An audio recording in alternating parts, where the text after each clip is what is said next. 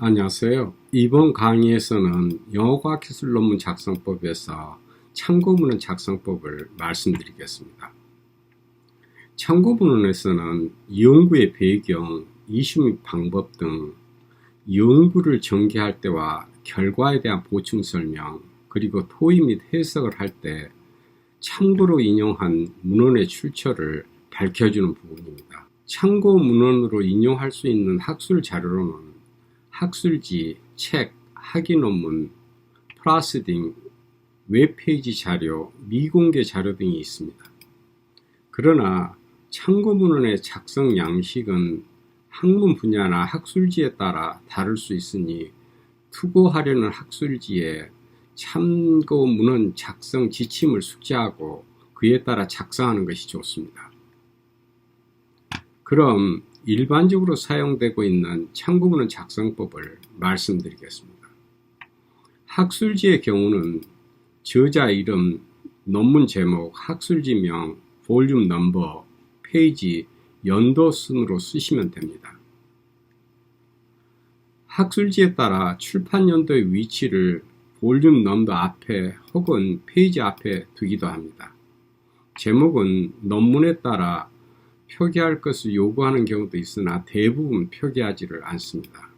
그리고 요즘에는 해당 논문에 URL 주소를 기입할 것을 요청하는 저널도 있으니 참고하기 바랍니다. 책의 경우는 저자 이름, 책 제목, 판, 에디션을 이야기합니다. 출판사, 도시 혹은 국가, 출판 연도 순으로 쓰면 됩니다.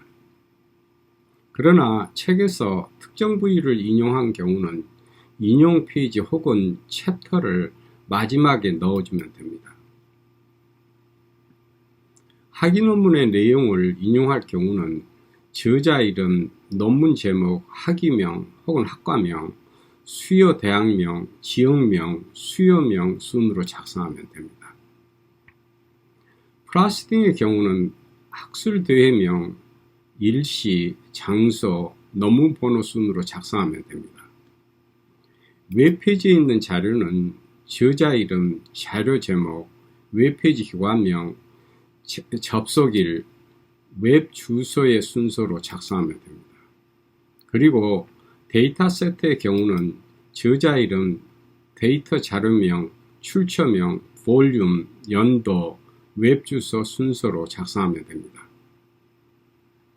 미공개 자료의 작성법은 저자가 보관 중인 미공개 자료의 경우는 저자명을 쓰고 unpublished material 혹은 데이터로 표시하면 되고, 전화나 메일로 얻은 정보인 경우는 저자명을 쓰고 private communication으로 작성하고, 투고를 준비하고 있는 논문에 있는 자료의 경우는 저자명을 쓰고 in preparation으로 쓰면 됩니다.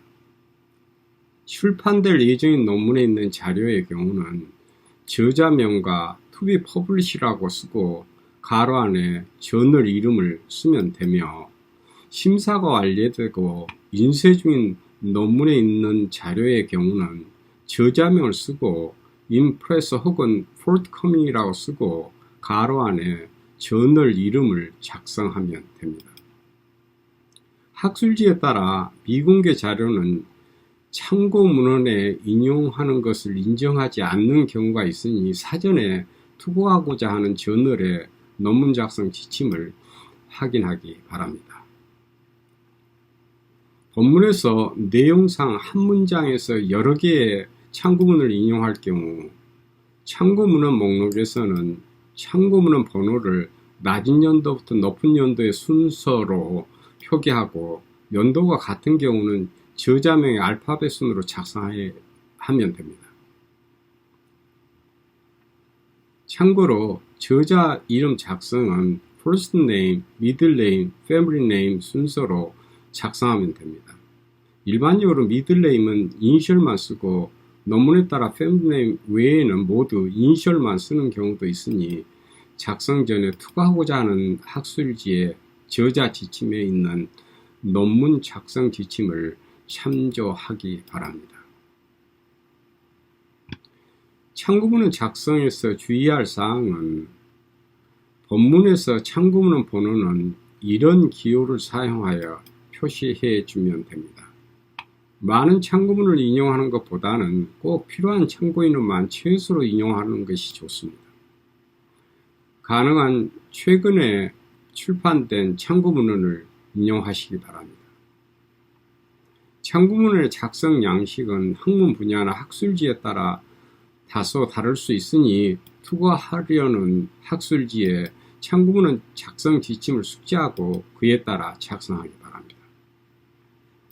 참고문에 나오는 저자 이름을 표기하는 방법은 논문의 본문과 참고문에서 약간씩 다릅니다. 먼저 본문에서 저자 이름을 표기하실 때는 저자가 한 사람인 경우는 저자의 성만 쓰시고 저자가 두 사람인 경우는 두 사람의 성만 and를 사용하여 함께 표시하면 됩니다.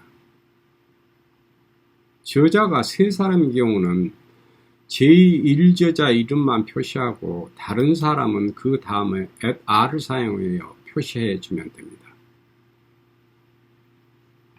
동일 주저자와 여러 명의 공저자가 쓴 논문을 여러 개 인용하는 경우에는 주저자의 이름 외에 co-worker 혹은 colleague를 붙여서 표시해 주면 됩니다.